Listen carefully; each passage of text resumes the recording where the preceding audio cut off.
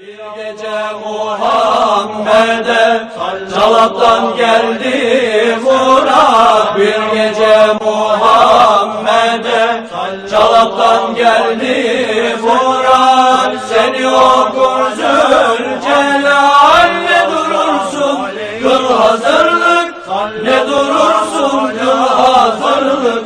Hep melekler geldiler, Burak'tan indirdiler.